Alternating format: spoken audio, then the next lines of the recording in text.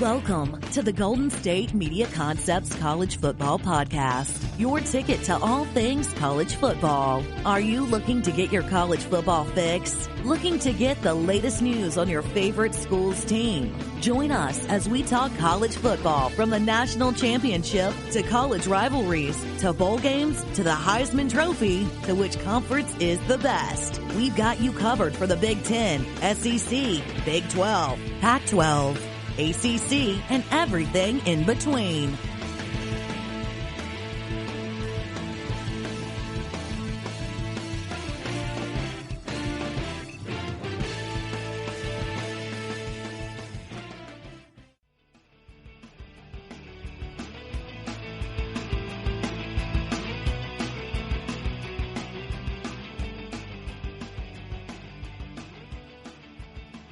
What's up? It's a GSMC College Football Podcast on the GSMC Podcast Network. I am their host, as you hear me every Monday on whatever streaming platform you choose. That is your Spotify, your Apple Podcasts, your Stitchers, your YouTube, anywhere else you just listen on the website.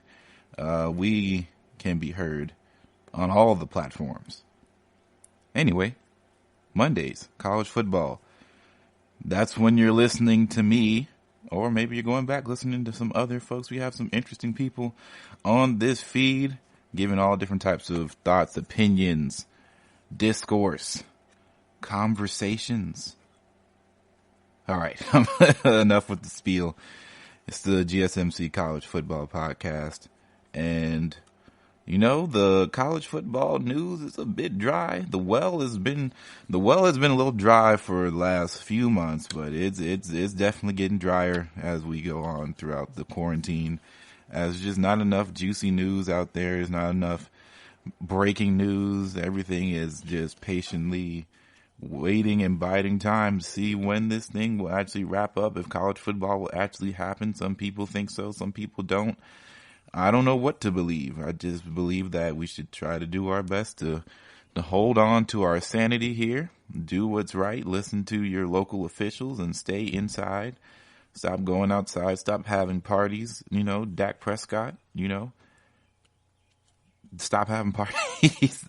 I hope you all saw that piece of news where Dak Prescott held a birthday party for one of his friends, and it had around 30 people there, and somebody posted it online. Like, if you're gonna have a party in the middle of a quarantine around the country, you probably shouldn't allow people to put it on social media. Just my 2 cents, in my opinion.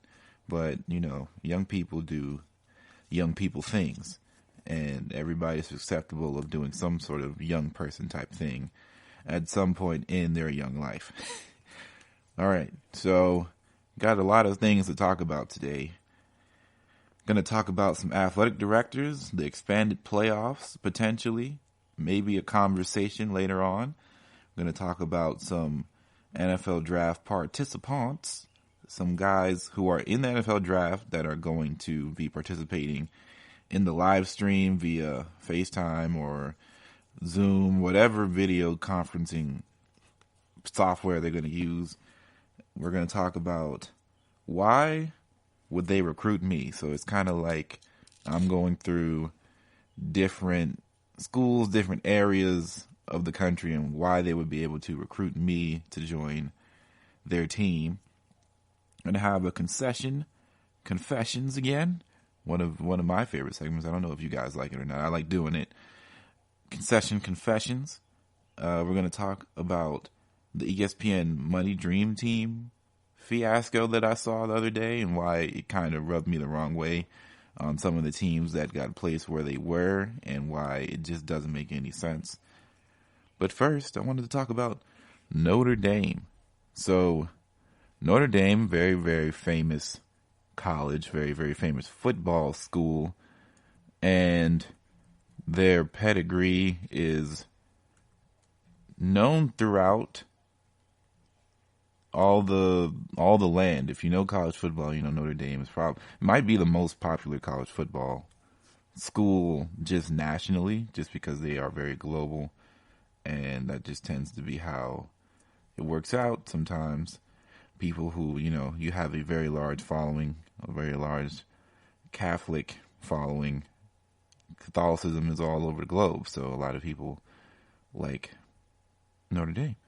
And I was thinking about their previous last couple years of being independent and doing their own thing. I am wondering how exactly to picture this, as put it all under a bow. Don't get mad at me, Fighting Irish. Twitter, Fighting Irish. Facebook, Fighting Irish. Reddit. But I would have to think that you guys are really, really just the independent version of Michigan. The independent version of Michigan. So, let's see. They were national champions for a very long time. In the other years, where various polls claim as national champion, but those years are not successive titles, therefore they're not claimed by the university. So in 2012, they were not national champions. Of course, their head coach is Brian Kelly. We all know this. And the last time they went somewhere deep was 2012. And ever since, they have not figuring it out. They won in 2012. And ever since, they have not been able to figure it out. And it was where they lost the national championship in 2012, where they suffered a 42-14 beatdown to Alabama, the greatest college football team in the last decade, and it's not even close. The only team that's probably even considerably close is Clemson, and that is from more of the recent back half rather than the front half of the 2010 to 2020 decade. So I know this team, this place, this sanctuary is very talked about within college sphere. We all know they're independent. It's kind of like a prestige thing. But just how good are they? Are they really comparable to winning?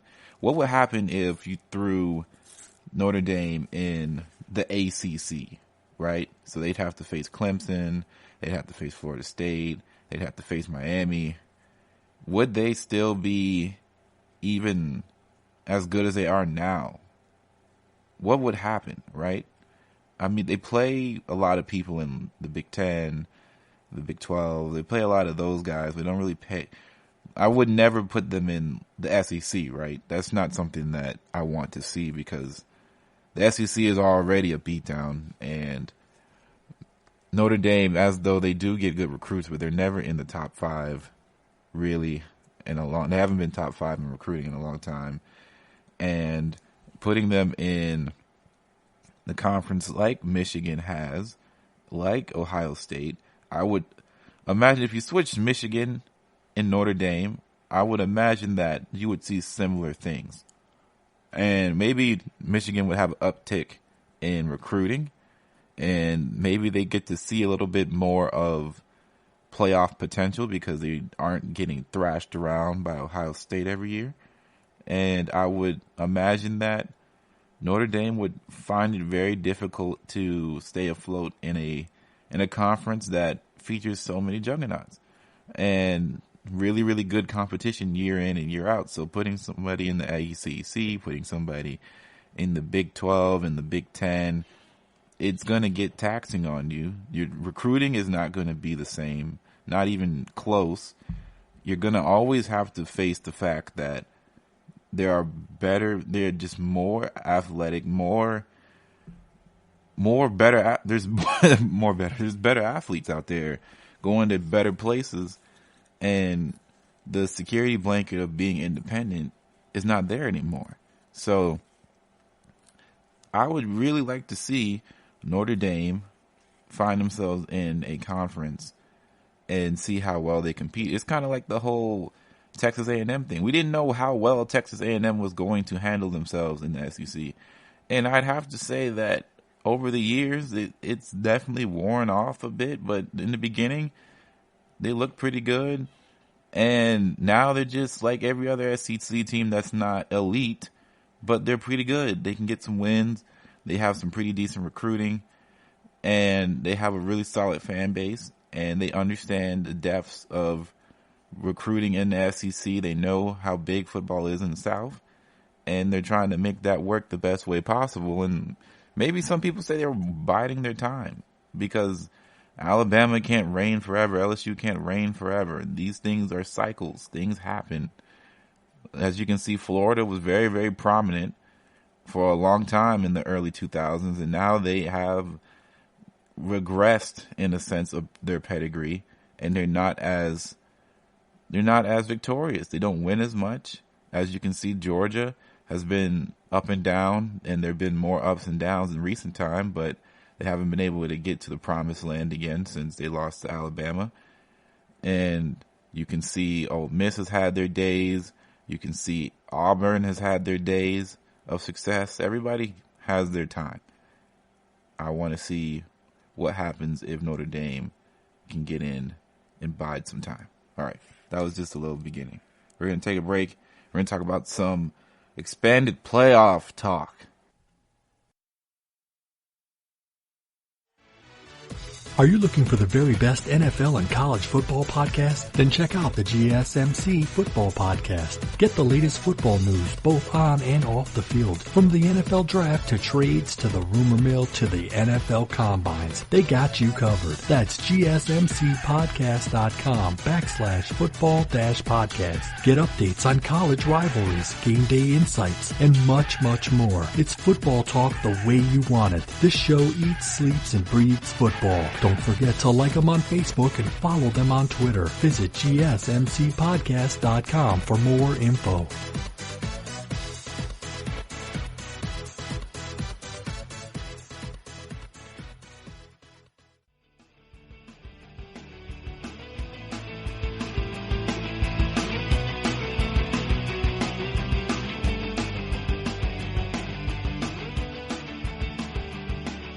Okay, so NCAA athletic directors are in support of an expanded college football playoff.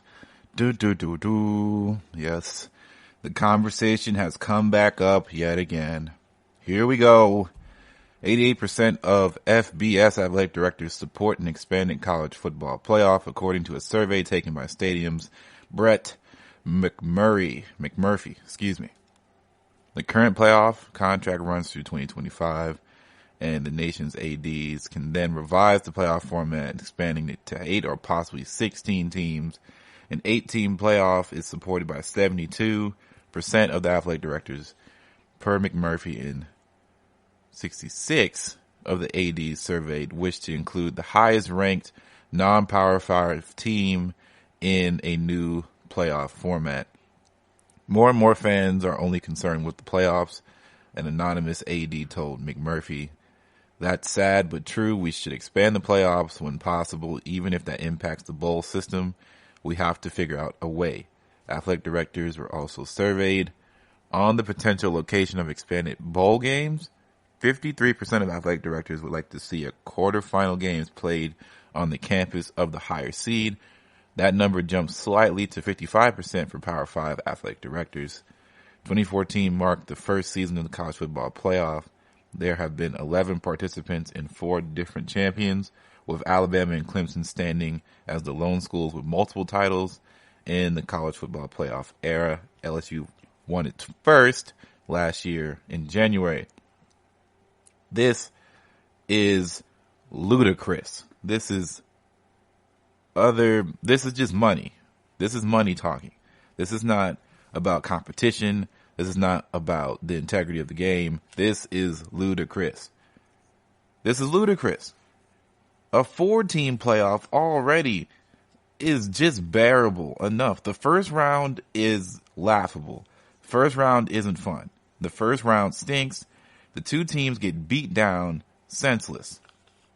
The first game has not been good since the introduction of the college football playoffs. The first round is horrible because you never want to match up the teams that potentially could go toe-to-toe in the national title. So what happens is they get put a little bit apart in the rankings so that way the NCAA can set up the real big game, and the NCAA would make more money because it's better teams going up against each other in the biggest game of the year. So that's just it. The first round is going to be bad. So if you expand it to 8, the first round, potentially, it may not be bad, right? It may not be bad, but it's not going to help the college, like these colleges. There's not going to be a miracle game every year or so. This is not the NCAA tournament for college basketball, right? College basketball, the parity of talent is just way better than it is in college football. When you play a real good team in college football, you know you're playing a real good team. There is no mistakes. There is no, we're running a box and one against this team that's never seen that before. So now, instead of getting blown out, this team is going neck and neck, and they're in the second half. That doesn't happen in college football. Schemes are well known. Players are well known. We know what they're going to do. But good teams execute better, prepare better, have better athletes, and that is just what happens at the bottom line. They just know they're better than that.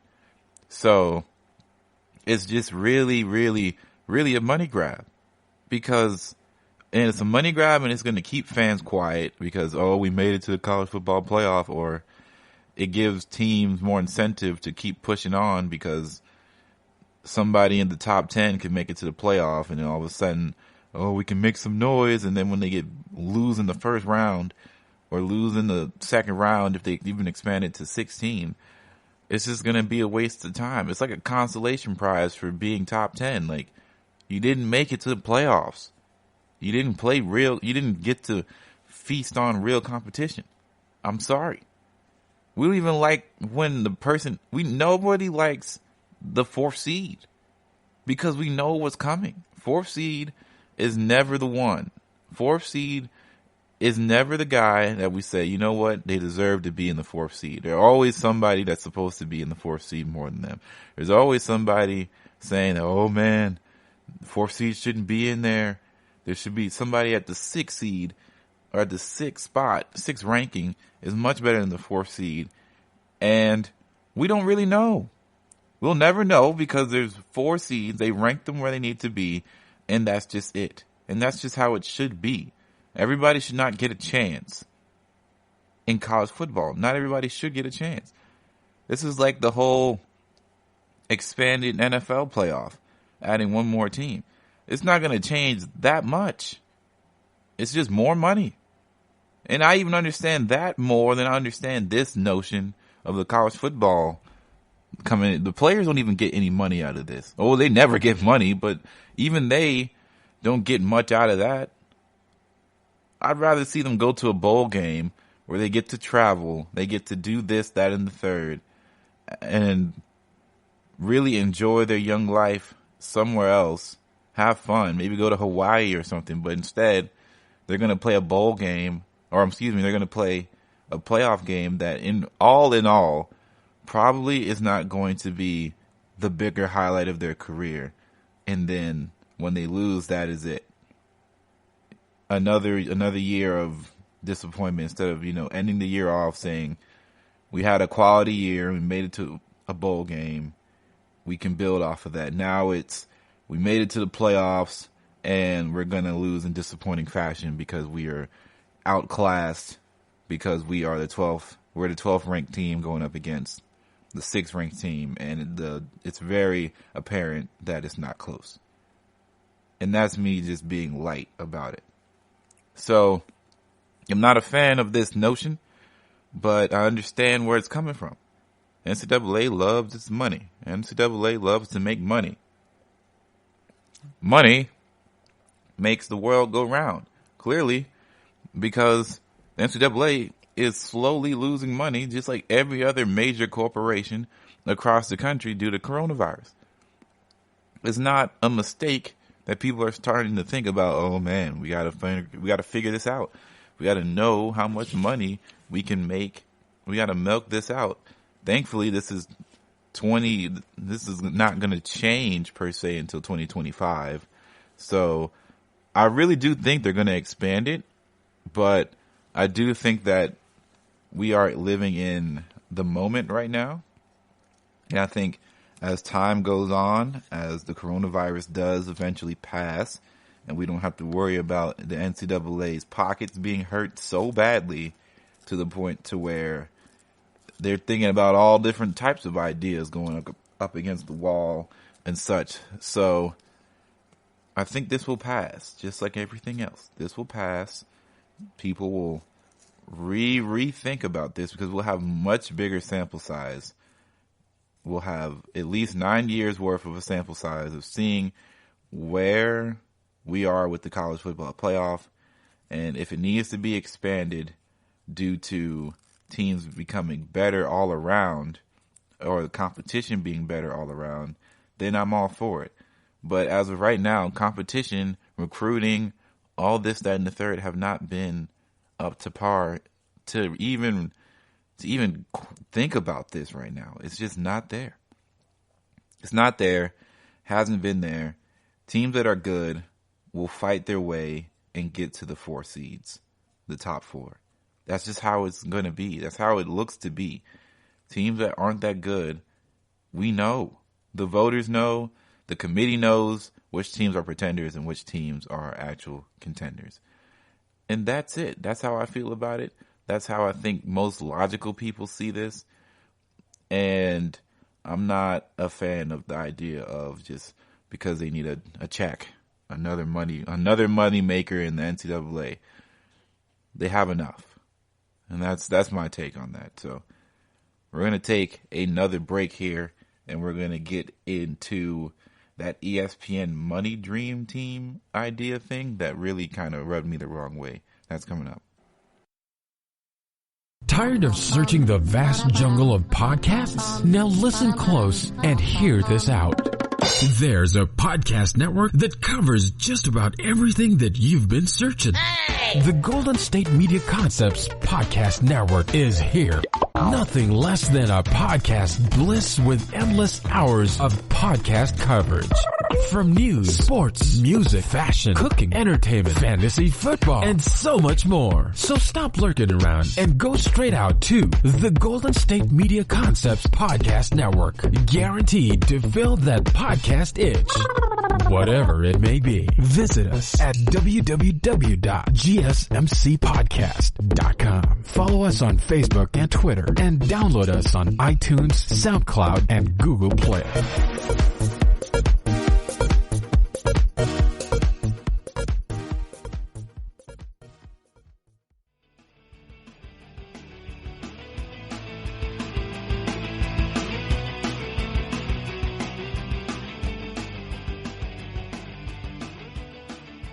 The ESPN Money Dream Team for college football is pretty whack. So here are the numbers. You got $15 to build your dream university, ranking provided by ESPN Stats and Info. So for $5, the $5 crew, it's split between defensive back university, linebacker university, quarterback university, running back university, wide receiver university. So for $5, DBU, Ohio State, $4 LSU, $3 Alabama, $2 Florida State, $1 is Texas. I don't really have too big of an issue with these. I do think that,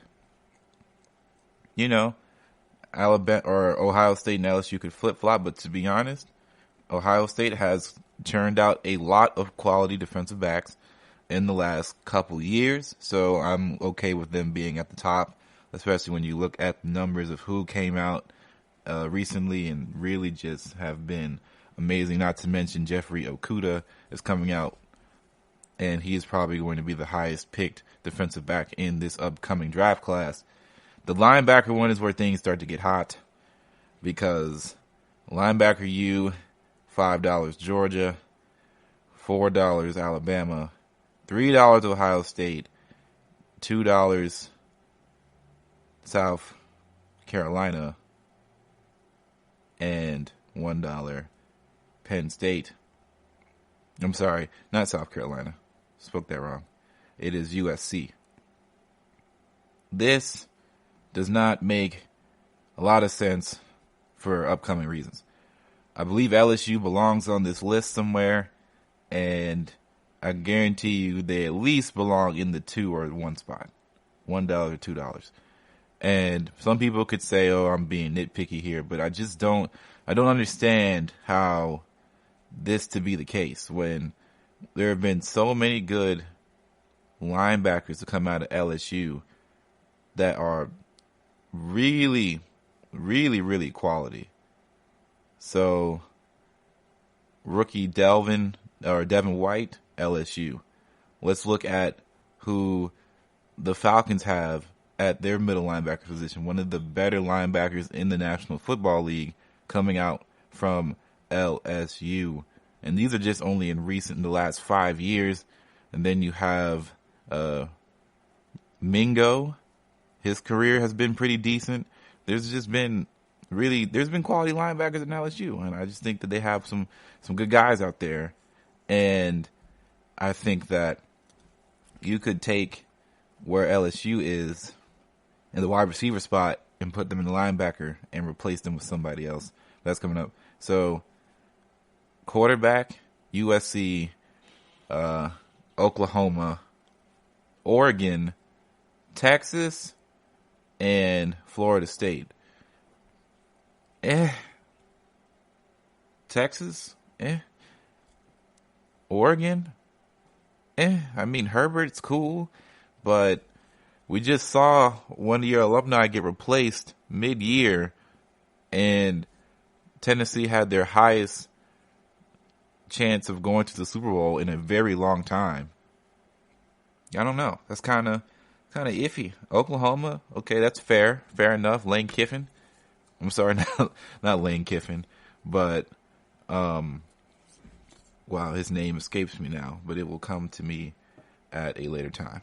But the quarterback guru over there at Oklahoma, he does a lot of crazy things and finds a way to make quarterbacks look really nice.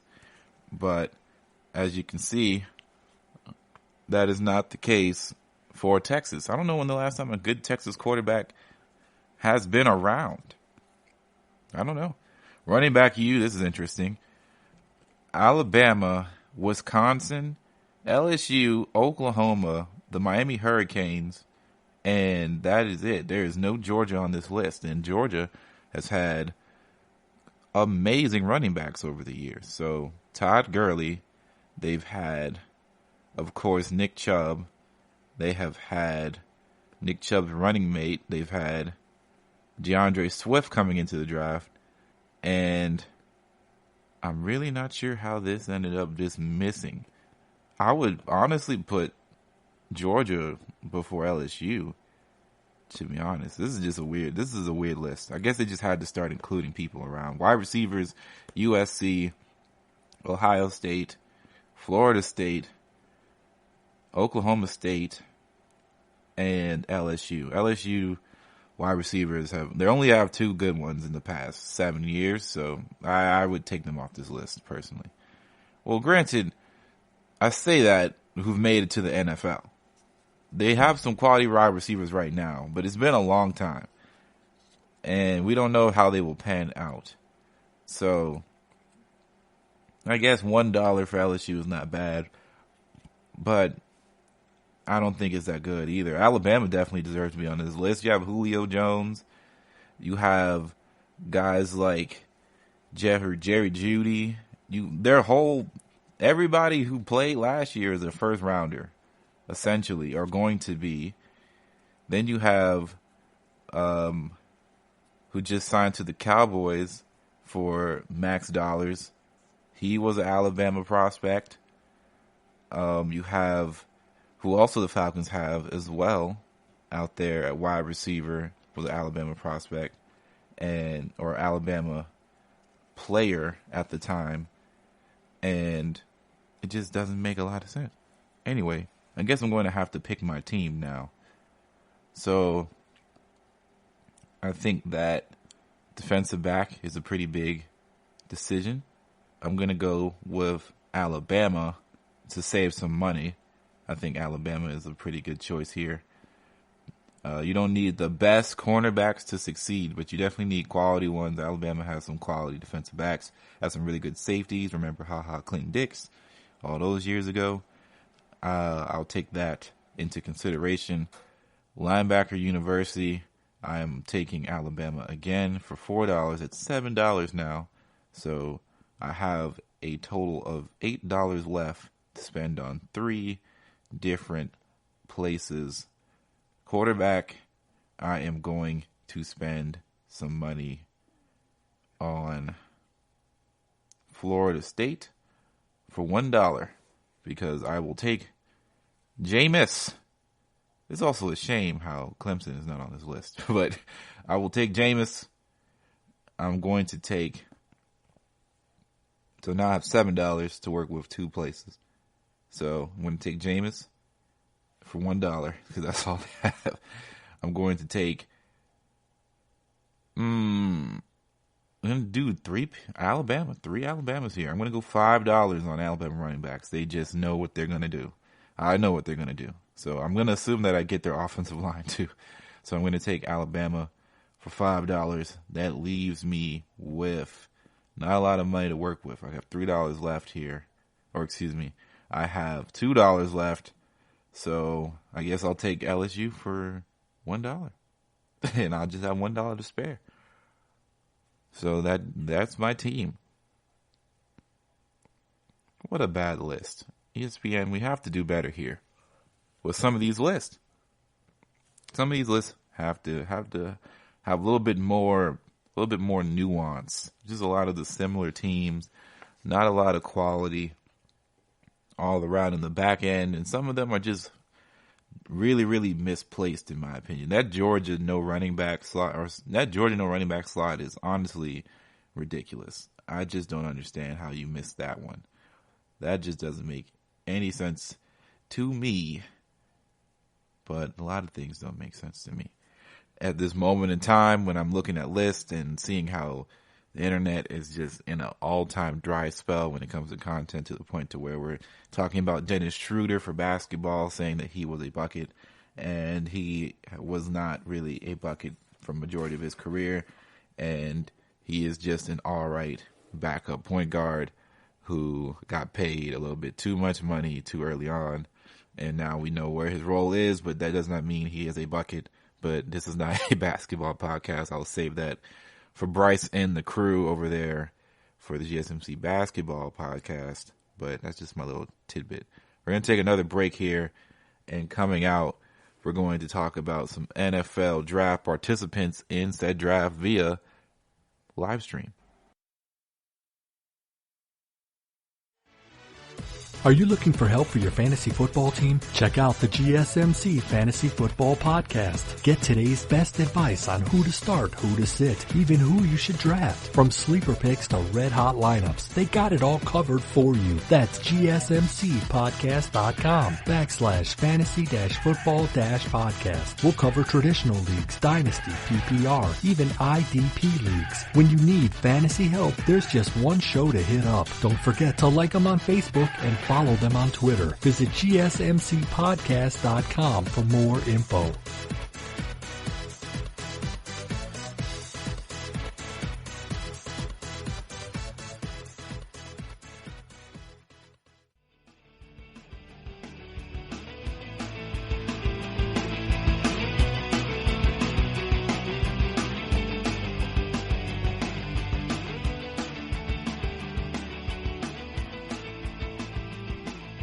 NFL draft hopefuls are trying their best to make the most out of a situation that could never have been imagined in any of their lifetime, in my lifetime, in your lifetime. I don't think anybody ever saw this coming, to where the NFL draft cannot be done in person. It is going to be done online over streaming ways.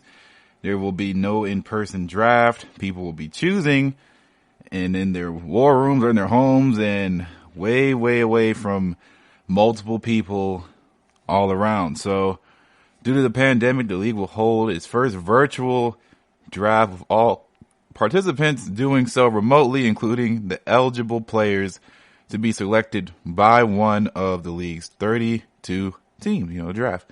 So 58 prospects are set up to be involved in the virtual production, and now we know the 5 of them. So LSU quarterback Joe Burrow, Oklahoma quarterback Jalen Hurts, Ohio State defensive end Chase Young, Alabama wide receiver Jerry Jeudy, and Wisconsin running back Jonathan Taylor.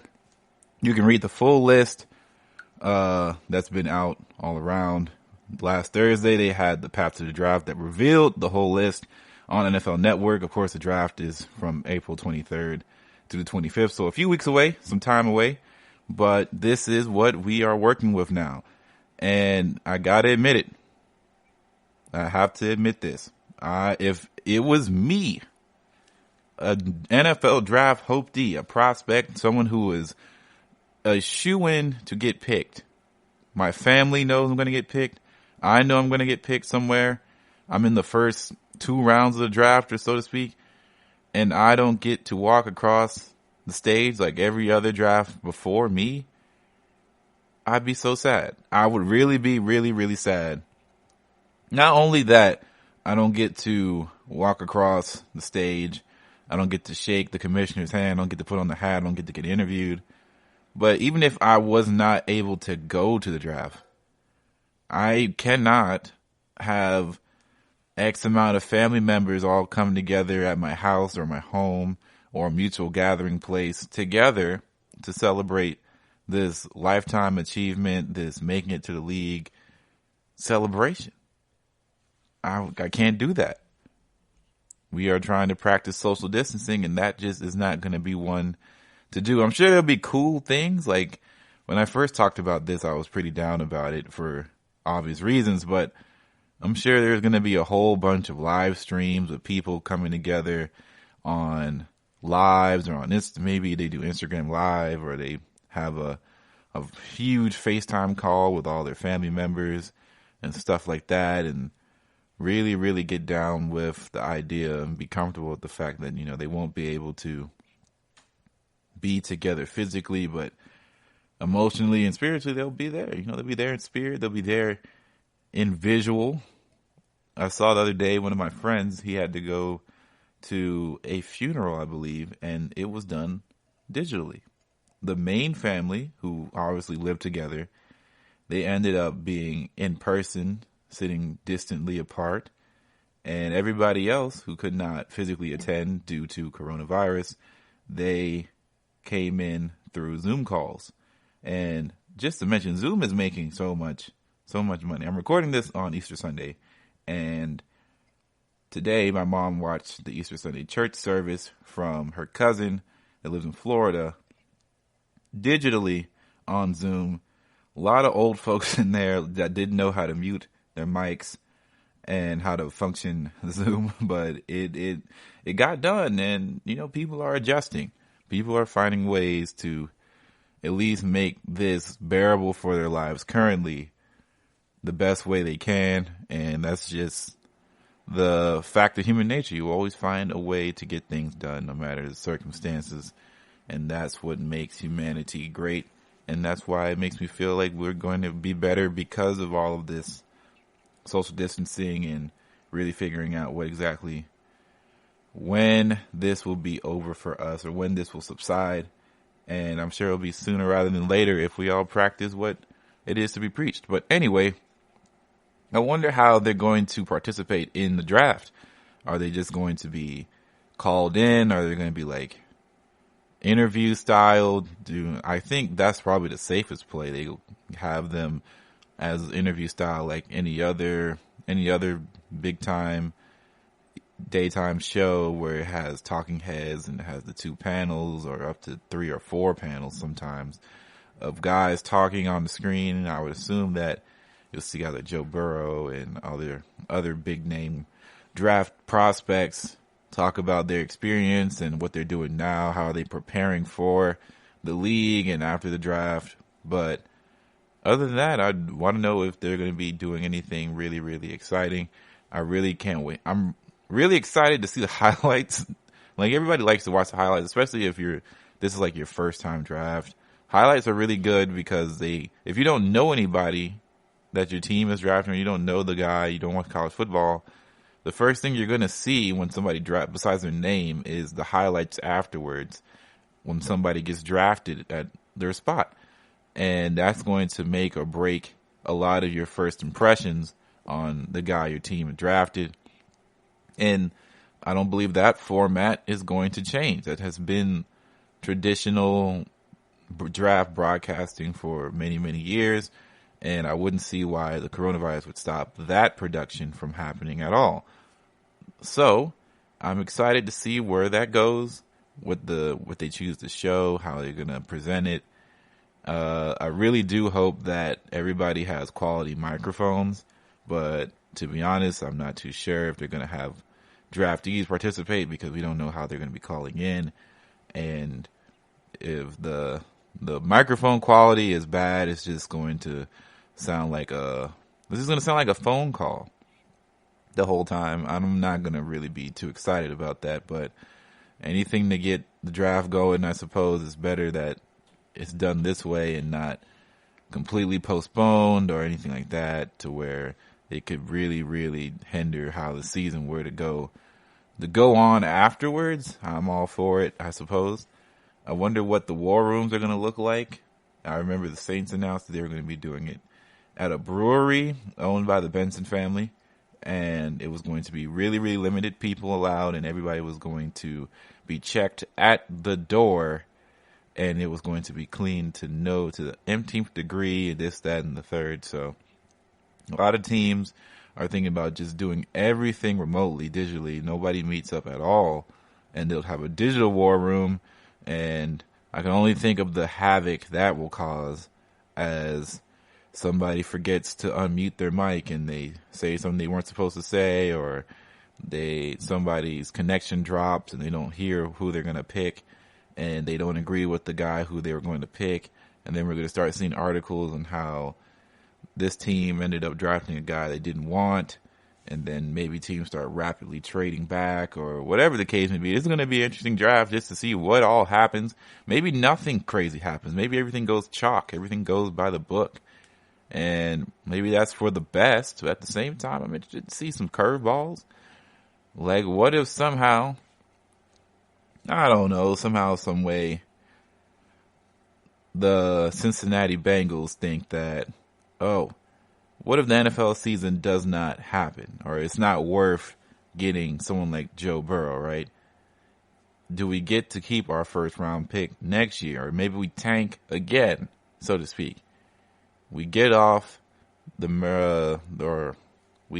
Andy Dalton contract, and we hold out for the next batch of quarterbacks in order to take, and we move off of Joe Burrow and we take Chase Young. So let's just say, for hypotheticals, Chase Young is the first overall pick. How bad does that shake up the draft? I'm wondering. I think it would shake it up quite a bit. I know the Redskins would have to really make some interesting decisions. They would have to figure a lot of things out. I'm sure the trade request for that second spot would be astronomical for a lot of different teams that are looking for a quarterback to take to ride their future. I'm just really excited for the draft. I love draft scenarios and talking about them and thinking about them. So I'm sure it would be a lot of fun to really, really kook up some interesting topics. And I cannot wait for it to happen. But a few weeks from now, the draft will happen, and, then we have to really think about what the rest of collegiate football and football in the NFL is going to be like for the rest of the year. We're going to take another break, and we're going to get into our fifth segment of the day, which would be, why would they recruit me?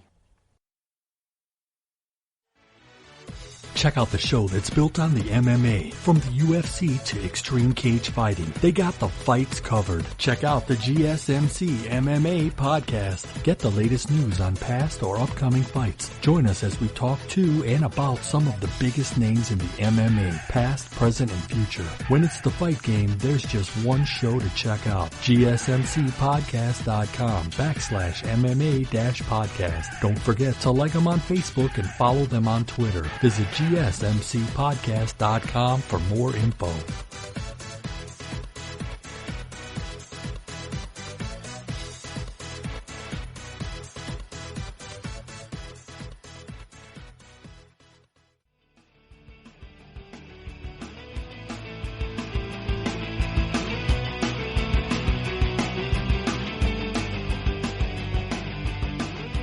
Okay, so this next segment, a little bit fun. I wanted to talk about what would these schools or areas why would they be able to recruit me in their program? What could they use to convince me, and I would probably take it? And the first one I'm going to use is Texas. So the Longhorns, how would they be able to recruit me? Number one, Texas. Playing at Texas is literally one of the biggest things that you could ever do in football from this standpoint. College football is not as big as high school football in Texas. At least not as in like important to local people, I would assume. Maybe there's like Texas football in general is humongous in Texas. But if you play at Texas, they have humongous donors. A lot of different alumni are from Texas. They've had a historical past. Not as great as they were in the past right now, but they are coming back a little bit. And being a part of that pantheon of great Texas people being able to play there, that would be a really big deal. That's number one. So the pantheon, the idea of playing at Texas. Number two, the food. Texas is known for a lot of great things. They got a lot of good barbecue. They got a lot of good. Everything's bigger in Texas, so the plate sizes, the ribeyes, the steaks. I gotta try it all, man. And I'm a pretty big steak person. I like steaks. I like steak houses, and I think that would be a lot of fun on the food end for me, by far. And if you have good food, listen, I'm going to have an experience, and I'm gonna like it there. Number three, sorry. I'd probably have to say the weather, maybe not too cold. It can snow there though. It may be. I'm from Georgia, so I know a little bit about humidity and heat. So I think I'd be fine with the heat from Texas, and I think that'd be cool. Nothing to do with the coaching situation. Can't say I would like to go there for coaching situations. Maybe I get to see Kevin Durant every now and again. Maybe he'll come back to visit the campus. So that'd be cool. All right. So Texas. That'd be cool to go. Next, LSU. So LSU, the food is phenomenal in Louisiana. Louisiana food is some of the best food on the planet, honestly. And this is very biased, I'm aware. But just trust me on this. LSU, Louisiana cuisine is very, very good. Cajun cuisine is just amazing. And that's just it. Baton Rouge is a really cool city. Very historical, has a lot of different things. The pantheon of LSU is outstanding. A lot of great defensive players, a lot of great offensive players coming from LSU. And there's just no other place really like it, in my opinion.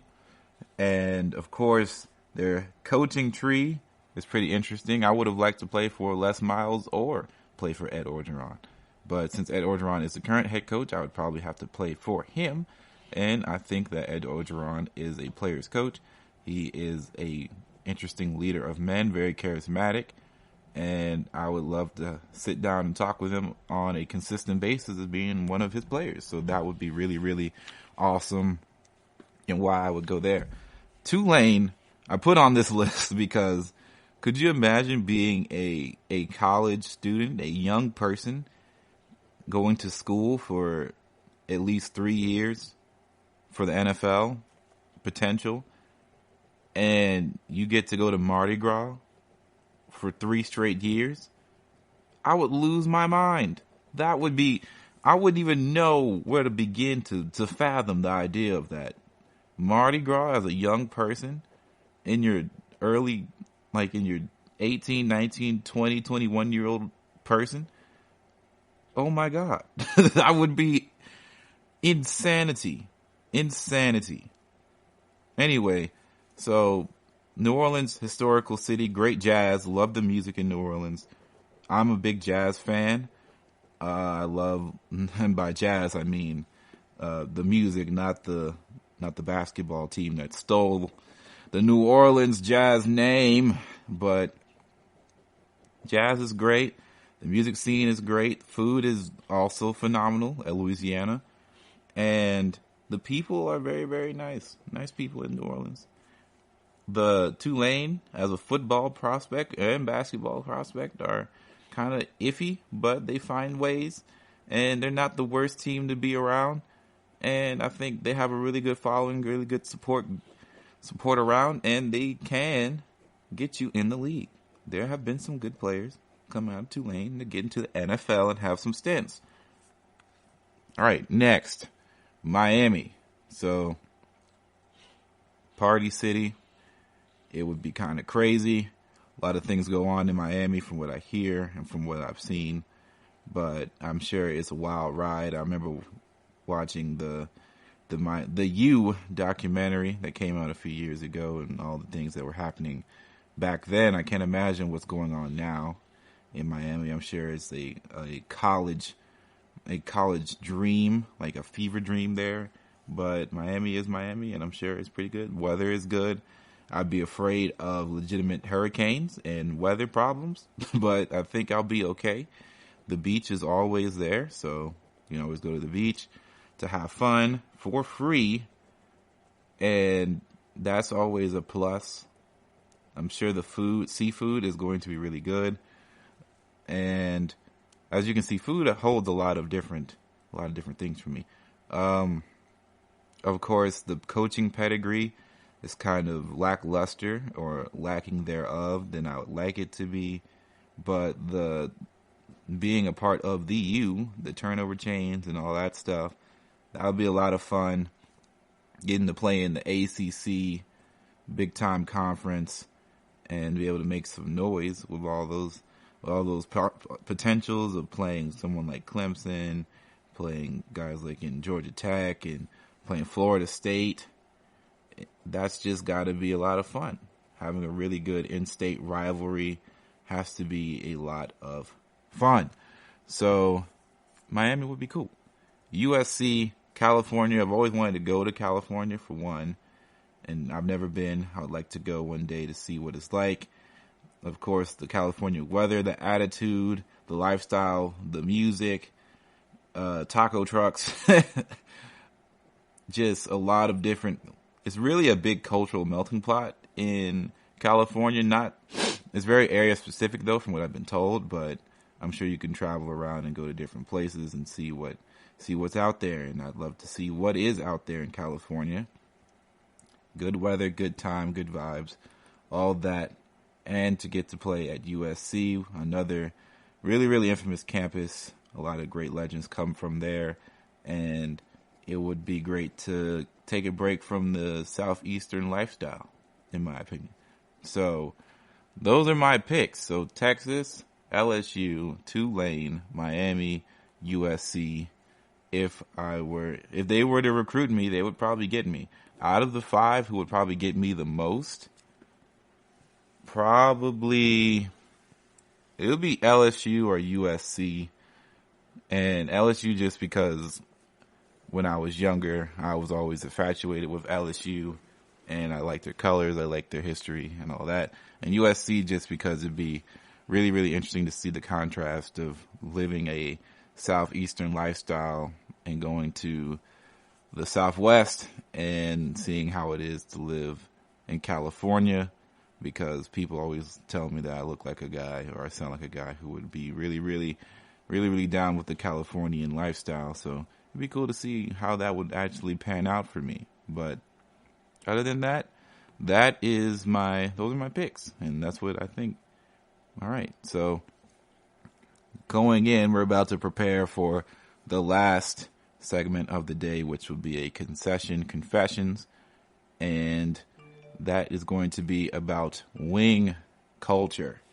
So be prepared, because it's about to go down in the chat. I love to talk about chicken wings, but we're going to save that. We're going to go ahead and take our break.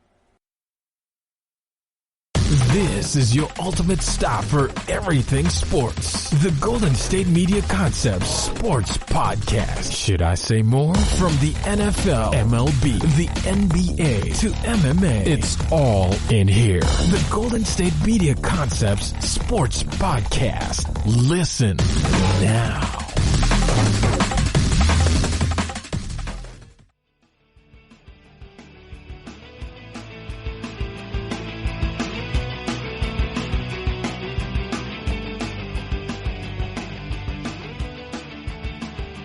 All right, let's go. Last segment of the podcast, and we are going to be talking about another concession confessions.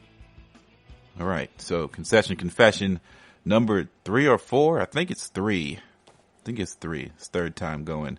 We're going to be talking about wing culture. Chicken wings, hot wings, wings of many varieties of flavors.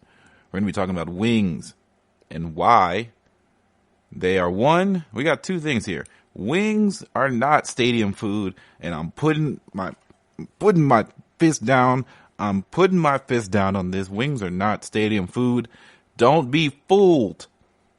Do not be fooled. You don't go to events and order wings where you're sitting down next to people, edge to edge, elbows to elbows. You don't eat wings at the movie theater. You don't eat wings at the baseball game. You don't eat wings at the basketball game. You don't eat wings at the football game. You don't eat wings at large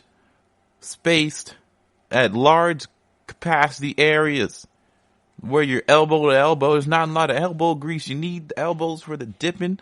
If you're a ranch guy, blue cheese guy, it doesn't matter. It's a whole different conversation. But you need elbow room. You need breathability space. You need to let you and your food be one together. You cannot eat wings in a large amount of space. I'll tell you what, though. At home is where the wings belong.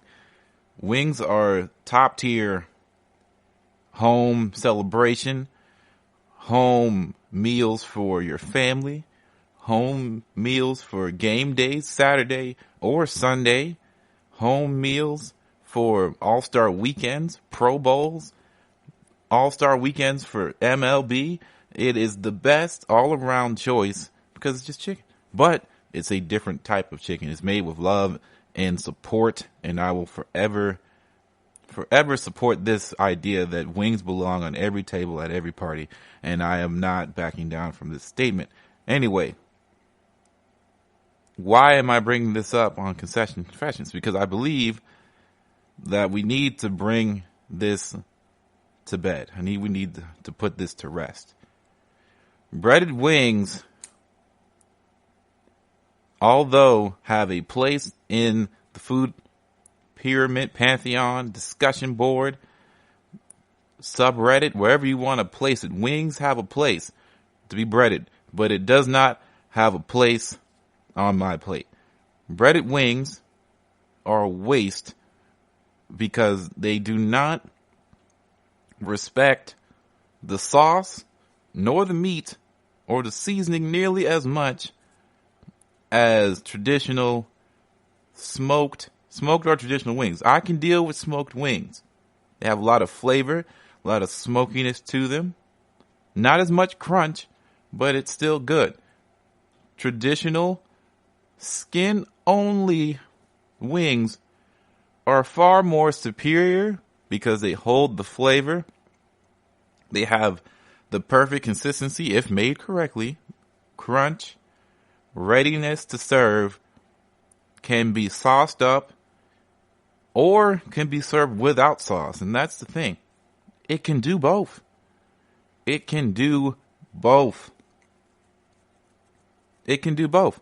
Breaded wings, you have to be mentally prepared that either one, it's too bready, so it's just going to be breaking apart everywhere. You're going to eat less of them because it's just so much bread is going to weigh you down. That's why eating so much bread, so eating like breaded catfish or fried fishes, there's too much breading is not good, and you only can eat so many pieces.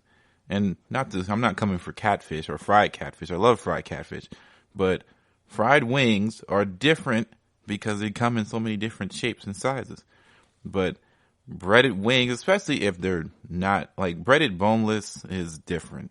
That's not. I don't even like to associate myself with boneless wings because they're just chicken cutlets, and it's not quality. I'd rather just call it what it is. They are just chicken. They're popcorn chicken, chicken tenders, whatever you want to call them, but they're not chicken wings.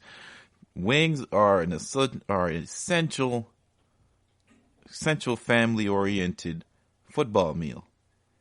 What other thing can you really share in mass quantities, have the same consistency, and eat 8 to 10 of them, feel satisfied enough to even have a side, and don't actually feel like you are making a humongous mistake in your life? I'll wait. I will wait for this decision because it doesn't exist.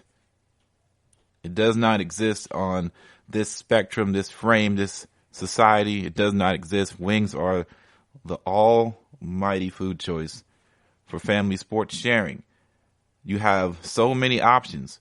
You can sauce wings any sort of way. People who like garlic parmesan, you give them garlic parmesan. You save the rest to go to lemon pepper, hot, mild. Even the ones that like barbecue, even that's a whole nother discussion. Real quickly, for confessions. Here's another confession. I do not believe barbecue wings should be a flavor. Well, I mean, it can be a flavor. I don't care. But I think it's a waste. It's a waste of your time if you're going to eat barbecue wings. You want to know why? Because barbecue wings are literally just a smaller form. Like, the only difference is the different type of chicken, the way the chicken is prepared, right? It's still sauced in barbecue sauce. You still have the tangy sweet heats or the sweet baby rays or whatever you put on it. Just eat barbecue chicken. You get more meat, more flavor, more impact from eating barbecue chicken the traditional way rather than wasting your time buying vastly more expensive culinary meat, smaller variety of size, and I just have a hard time believing you're satisfied eating barbecue chicken wings more than what you would be getting when you order barbecue chicken from a barbecue spot, a smokehouse, something of that variety. So that's my stance on that. Wing culture in general for sporting events, what you have to make sure is you have enough to start and you have to be able to finish strong. You got to have enough for the halftime surge, right? You have to have enough for people who like to eat early before halftime. They eat during the game.